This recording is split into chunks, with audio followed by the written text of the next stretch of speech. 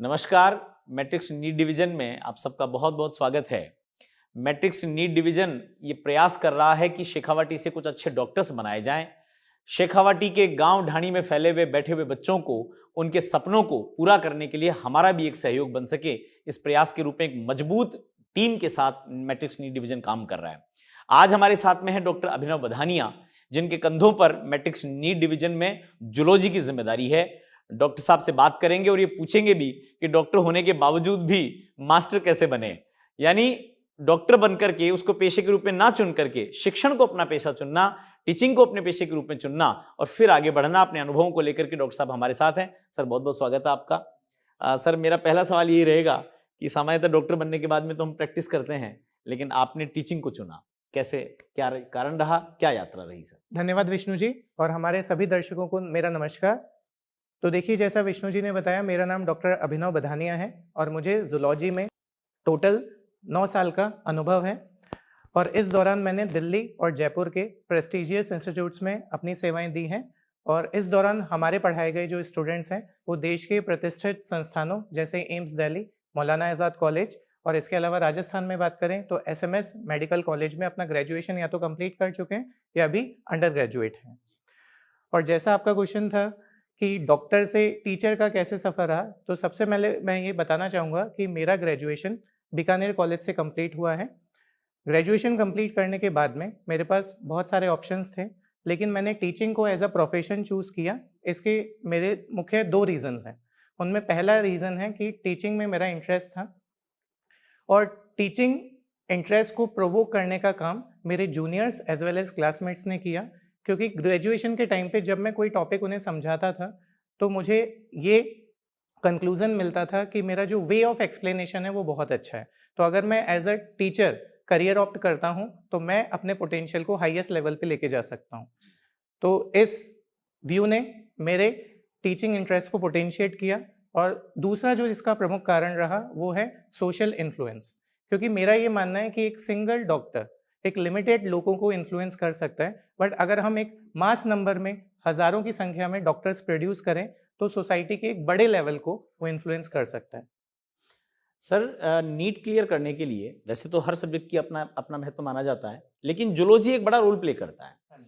जो बच्चे matrix NEET division में आने वाले हैं, आप ये कैसे इंश्योर करेंगे कि जूलॉजी उनको समझ में आएगी और अच्छे से वो जूलॉजी को बहुत आसानी से पार कर पाएंगे? बिल्कुल सर। तो देखिए सर, जूलॉजी एक बायोलॉजी का पार्ट है, और अगर अभी हम करंट नीट के पैटर्न की बात करें तो बायोलॉजी एनसीईआरटी बेस्ड रहता है। अब अगर हम एनसीईआरटी की बात करें तो एनसीईआरटी हर बच्चे के पास अवेलेबल होती है, लेकिन हर बच्चे का सिलेक्शन नहीं होता। उसका मेन ये कारण है क्योंकि एनसीईआरटी एक मेरे अकॉर्डिंग ग्रंथ है। उसमें डिफरेंट जो साइंटिस्ट हैं, रिसर्चर्स हैं, उनकी पूरी लाइफ की जो जर्नी है, उन्होंने जो रिसर्चेस की हैं, वो एनसीईआरटी की एक लाइंस में इंक्लूड की हुई है। तो नीट एस्पिरेंट की एवरेज एज 16 to 18 ईयर होती है, और इस लेवल पे एनसीईआरटी के हर लाइन को समझना एक डिफ़िकल्ट टास्क होता है। तो बच्चा उसको रटने की कोशिश करता है, और जब उन क्वेश्चंस को एप्लीकेशन बेस्ड फॉर्म में नीट एग्जाम में पूछा जाता है तो तब बच्चा कंफ्यूज होकर उन क्वेश्चन को नेगेटिव मार्किंग करता है, और उनका ये क्वेश्चन गलत हो जाता है। इस वजह से बच्चे का सिलेक्शन नहीं हो पाता। तो हम हमारी टीचिंग में ये इंश्योर करते हैं कि एनसीईआरटी की वो हर एक लाइन समझाएं। बेटर तरीके से समझाने के लिए हम जूलॉजी में उसका एक वर्ड पिक्चर तैयार करते हैं, ताकि वो जो कॉन्सेप्ट्स हैं बच्चे की परमानेंट मेमोरी में एस्टेब्लिश हो जाए। इसके लिए हम इसे रियल लाइफ के एग्जाम्पल्स के साथ जोड़ने का भी ट्राई करते हैं। जैसे मैं एक एग्जाम्पल देता हूँ कि एक पुरानी कहावत है, जब हमें कुछ याद नहीं आ रहा होता तो हम ये बोलते हैं कि हमें हमारे दिमाग के घोड़े दौड़ाने चाहिए।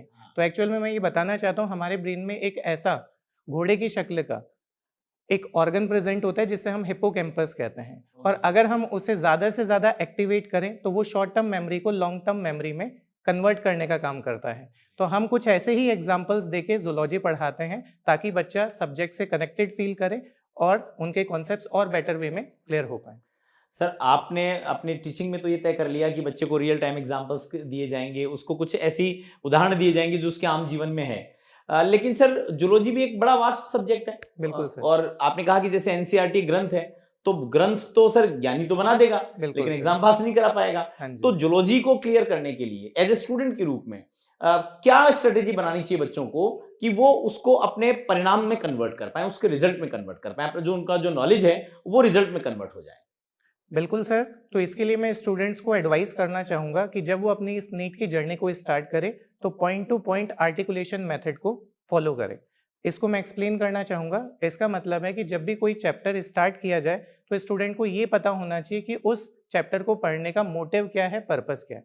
सेकेंड, जब उस चैप्टर को पढ़े तो उन कॉन्सेप्ट्स को कैसे हम रियल लाइफ में एप्लीकेशन बेस्ड बना सकते हैं, उनका क्या रियल लाइफ में एप्लीकेशन है उसको समझे। और थर्ड, जब मल्टीपल हमारे पास कॉन्सेप्ट्स हो जाए तो जैसा मैंने कहा पॉइंट टू पॉइंट आर्टिकुलेशन, तो उन्हें आपस में कनेक्ट करने का ट्राई करें। अगर इसे हम नीट के पैटर्न से स्टडी करना चाहें तो पिछले साल एक क्वेश्चन पूछा गया था कि अगर एक किडनी फेलियर के पेशेंट में जो हीमोडायलिसिस पे है, डायलिसिस मशीन पे उसे रखा हुआ है, तो उनके ब्लड कैल्शियम लेवल पे क्या इफेक्ट आएगा, इसके अलावा आरबीसी काउंट पे क्या इफेक्ट आएगा। तो देखिए, अगर बच्चा केवल एक्सक्रीटरी सिस्टम पढ़ के जाता है, अगर वो उन चीज़ों को हार्मोनल सिस्टम, इसके अलावा कार्डियोवैस्कुलर सिस्टम से कनेक्ट नहीं करता, तो ऐसे क्वेश्चंस में उसे डिफिकल्टी आती है। तो मैं यही इंश्योर करना चाहूँगा कि जब मल्टीपल कॉन्सेप्ट्स स्टूडेंट्स के पास हो जाएं तो आपस में उन्हें वो रिलेट करना सीखें। तो इस पॉइंट टू पॉइंट आर्टिकुलेशन के लिए बच्चे को सबसे पहले करना चाहिए कि जो भी चैप्टर स्टार्ट होने वाला है उसके लिए एनसीईआरटी को एक रफली रीड करे। उसके बाद टीचर जब उसे पढ़ा रहा है तो अच्छे से लेक्चर को सुने, उस टाइम पे प्रॉपरली नोट्स प्रिपेयर करें और सेम डे आके उन नोट्स को रिवाइज करने के बाद वापस से एनसीईआरटी पढ़े, ताकि एनसीईआरटी से जो उसने प्रीवियस डे कॉन्सेप्ट्स पढ़े हैं वो उस पॉइंट ऑफ टाइम पे क्लियर हो जाए। और उसको एंश्योर करने के लिए बच्चे को प्रीवियस ईयर क्वेश्चंस की हेल्प लेनी चाहिए। और मॉड्यूल में जो डिफरेंट एक्सरसाइज दिए गए हैं, जो एनसीईआरटी पे बेस्ड क्वेश्चंस उन एक्सरसाइज में डाले गए हैं, उनको करके बच्चा ये इंश्योर कर सकता है कि वो कॉन्सेप्ट्स और टास्क हैं वो इजीली उसके क्लियर हो सके। तो सर, आपकी जो एक ये नेचुरल इंस्टिंक्ट है, नेचुरल आपकी प्रतिभा है पढ़ाने की और इंटरेस्टिंग ढंग से पढ़ाने की, ये प्रतिभा हमारे शेखावटी के बच्चों के भी काम आए और शेखावटी के बच्चों के डॉक्टर बनने के सपने को आगे बढ़ाए। इन्हीं शुभकामनाओं के साथ बहुत बहुत धन्यवाद। Thank you sir.